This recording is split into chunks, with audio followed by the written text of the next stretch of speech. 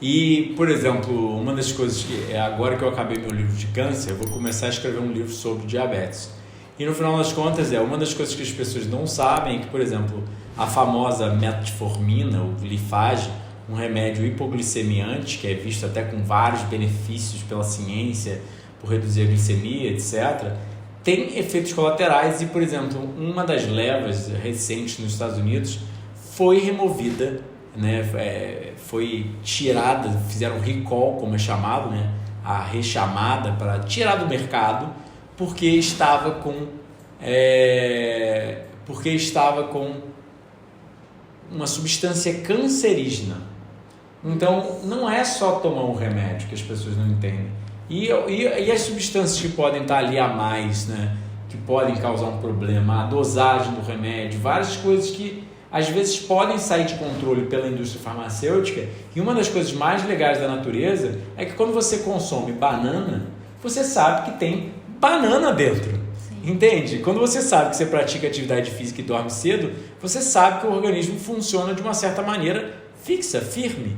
Entende? Então é muito legal a gente começar a perceber isso, que cada vez mais a medicina e a nutrição têm mostrado que estilo de vida funciona melhor do que remédios em muitas instâncias. Sim. Então... você comentou que é a deficiência de insulina no corpo, né, que causa diabetes. Então eu queria entender como que é esse processo, o pâncreas que secreta essa insulina e por que ele não está funcionando ali, qual que é a dificuldade desse órgão de trabalhar direito, o que causa, né, esses problemas nele. Então agora a gente vai explicar um pouco da fisiopatologia no quadro, para vocês entenderem um pouco mais do assunto, para a gente não ficar perdido, porque sendo visual e auditivo, eu acho que ajuda um pouco mais a compreensão. Então, o que a gente precisa entender primeiro? Diabetes tipo 1 não é causada primariamente por resistência insulínica, é causada por destruição das células beta-pancreáticas, ou seja, é uma doença autoimune onde o próprio corpo, onde o próprio seu sistema imune ataca as células do pâncreas que produzem insulina.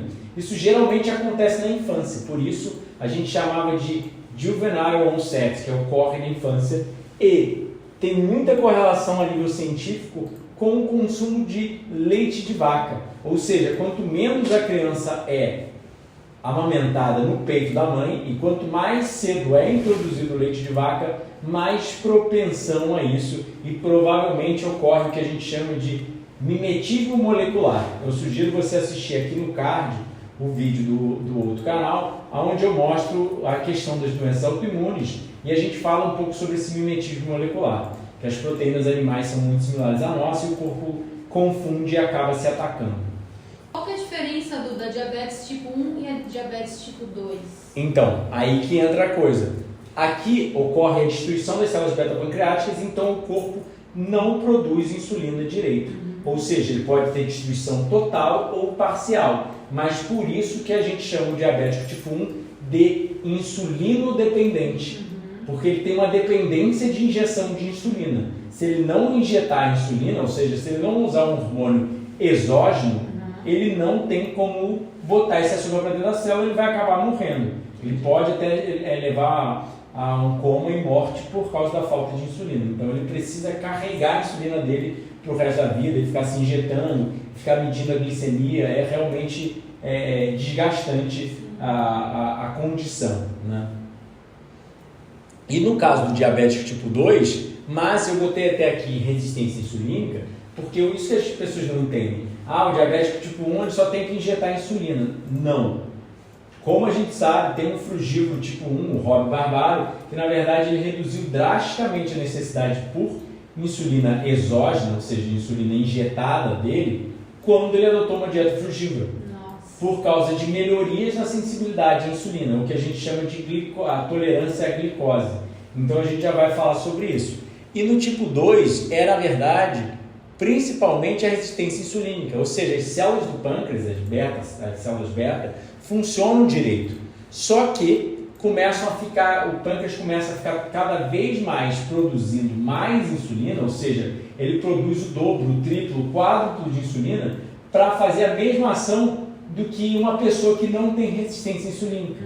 Ou seja, ele precisa de muito mais insulina para botar uma glicose para dentro da célula, uma molécula de glicose para dentro da célula, do que uma pessoa normal. Então aí que o pâncreas entra em falência, né? Porque está toda hora trabalhando em excesso Cansado. por muitos anos. Exatamente, ele fica cansado de ter que trabalhar em excesso por causa desse principal fator, a resistência insulínica. Ou seja, mas aí o que acontece? A resistência insulínica é, na verdade, a nível celular, que a gente já vai falar mais sobre isso. Mas o que vai gerar a resistência insulínica, né? Geralmente são dois fatores que vão começar o problema no organismo, que a gente sabe.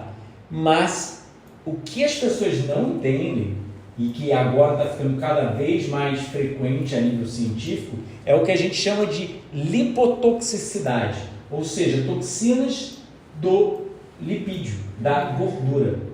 Quando a gente leva uma dieta usual, geralmente ela é muito rica em gordura. O corpo ele não consegue equilibrar esses níveis de gordura no sangue. E aí é o que acontece de lipotoxicidade, ou seja, excesso de lipídios no sangue causam uma toxicidade que acaba gerando resistência insulínica. E aí, obviamente, não só essa lipotoxicidade, mas o estilo de vida moderno, principalmente trazido pela dieta ocidental, vai levar a um estresse oxidativo e inflamação, que são duas das principais causas da diabetes, mas também de todo outro tipo de doença crônico-degenerativa, e aí porque a gente não pode separar essas doenças. Então, o que é o estresse oxidativo? É um desequilíbrio entre a quantidade de antioxidantes para os oxidantes. Então, por exemplo, vamos lá, o açúcar refinado vai ser um alimento oxidante, porque já não tem mais os antioxidantes das plantas ali, né? Já foi industrializado. Por exemplo, carne é famosa por ser pró-inflamatória. São vários outros fatores que geram estresse oxidativo e inflamação. Mas a gente tem que entender que o organismo tem seus mecanismos de defesa. Ou seja, ele produz seus próprios antioxidantes e tem os antioxidantes dos alimentos. Mas proteína animal vai ter 65 vezes quase menos antioxidantes do que os alimentos de origem vegetal. Então, quando você tem muito pouco antioxidante para a oxidação que está ocorrendo, você tem um estresse oxidativo, um desequilíbrio entre a produção e a defesa.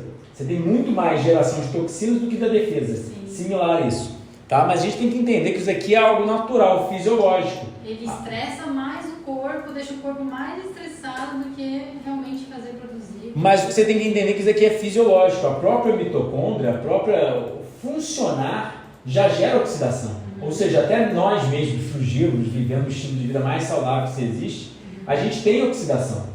E isso é natural. O problema é quando vira em excesso. Da mesma forma, a inflamação é um mecanismo protetor. Só que quando vira em excesso, vira uma inflamação sistêmica crônica. Ou seja, pelo corpo inteiro e ativada constantemente. E é aí que entra o problema. Só que aí o que acontece? A dieta ocidental, rica em carboidratos refinados e proteína animal, ela é muito oxidante e pró-inflamatória. Por quê? Muita gente não entende e correlaciona fruta com diabetes. E aí que entra o problema. Nós, ao longo de milhões de anos de evolução, fomos feitos para o consumo de açúcar. Tanto é que a nossa maior necessidade de macronutriente, 60%, 70%, às vezes até 80% da necessidade de macronutriente é do carboidrato. O carboidrato é uma necessidade. Dietas sem carboidratos te deixam com raiva, alteram o comportamento, te deixam muito mais estressado.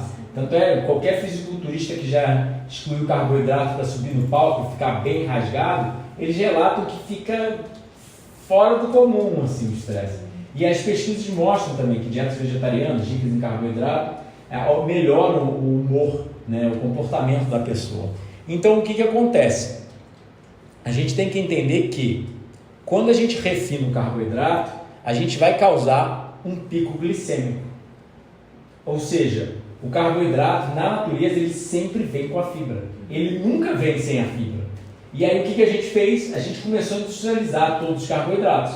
A gente pega o trigo e faz farinha de trigo. A gente faz várias coisas com o carboidrato que prejudicam o controle glicêmico. Sim. E aí que entra o problema, porque ele não vai ter os antioxidantes, ele não vai ter os compostos anti-inflamatórios, então ele vai causar mais inflamação, mais estresse oxidativo, e não vai ter a fibra para controlar o açúcar entrando direto na corrente sanguínea. É um alimento pobre, né? É um alimento pobre em nutrientes que prejudica o controle glicêmico. Então, no final das contas, as pessoas acham que para o diabético tipo 1 é só injetar insulina. Mas as células beta-pancreáticas, de acordo com uma pesquisa do Longo recentemente, podem ser sim regeneradas através de jejum. Então, as pesquisas ainda são preliminares, são iniciais, etc. Mas ele publicou em animais e em seres humanos, mostrando regeneração de células beta-pancreáticas com uma dieta que imita jejum. Isso é muito interessante e é capaz até mesmo de ser uma cura para diabetes tipo 1 ou um jejum. Né? Mas, a gente ainda não vai falar disso, não tem tantas pesquisas, mas o que as pessoas têm que entender é o controle glicêmico, a resistência insulínica, é relativo ao diabetes tipo 1 também. Mas, obviamente, a diabetes tipo 2 sofre mais, mas ainda assim ela é mais fácil de ser revertida do que a diabetes tipo 1. Então, a gente já entendeu que o carboidrato no refinado é um problema. Sim. O segundo problema é que fruta, que as pessoas não entendem, fruta é primariamente água. Não é primariamente calorias. Assim como nós, né? Somos água também. Isso é um bom relato. Mas aí o que acontece? Quando a gente come uma melancia, 90% dela é água, não é açúcar. E as pessoas só pensam porque ela é doce. Mas um arroz, um feijão vai ter muito mais carboidrato complexo, mas ainda assim carboidrato, açúcar, do que a fruta. E, óbvio, por ser complexo, ele demora mais para ser quebrado e a glicemia demora um pouco mais para ser elevada. Mas isso é relativo e ainda a gente tem que levar em consideração outros fatores, como o próprio cozimento em si eleva o índice glicêmico do alimento. Então a gente tem um monte de problemas quando a gente entra em carboidratos cozidos, até mesmo para o controle glicêmico. Mas eu não vou tocar nesse assunto nesse vídeo, porque senão vai ficar muito complexo. Mas aí onde que eu queria entrar aqui? Que as pessoas não entendem que a nível científico fruta é inversamente correlacionada a diabetes, assim como vegetais e oleaginosas, ou seja, os principais alimentos de uma dieta frugívora. E carne é positivamente associada a diabetes a nível científico. É porque ela não tem gordura, a fruta, né? Ela não contém gordura. E a carne é pura gordura. Mas as pessoas entendem a diabetes como açúcar. Ah, não gordura. E não gordura. Então, como elas acham que a gordura... Como elas sabem que a gordura não eleva a glicemia, e elas entendem o problema do diabetes como a glicemia elevada, elas acham que é só isso. Entendi. Mas o que acontece? A carne ela pode não ter o carboidrato e realmente vai mascarar o sintoma. Ou seja, o sintoma da diabetes é a hiperglicemia. Sim. A doença não é a hiperglicemia. A doença é a intolerância ao carboidrato. É a resistência insulínica. Então, em uma dieta rica em gordura, você pode ter até 4 a 5 vezes mais resistência insulínica do que uma dieta em baixa gordura. Então, aí que mora o problema. A carne, ela mascara o problema, mas ela joga o problema muito mais além, porque vai auxiliar o desenvolvimento de outras patologias mais rápido e da própria diabetes em si vai complicar, porque o que acontece? Que diabetes consegue viver sem açúcar? Difícil demais. Nenhum diabético consegue viver sem o bolo, sem o açúcar, o café, o doce, o suco. Já está viciado ali, né? Já tá... Não é isso. Somos feitos para açúcar.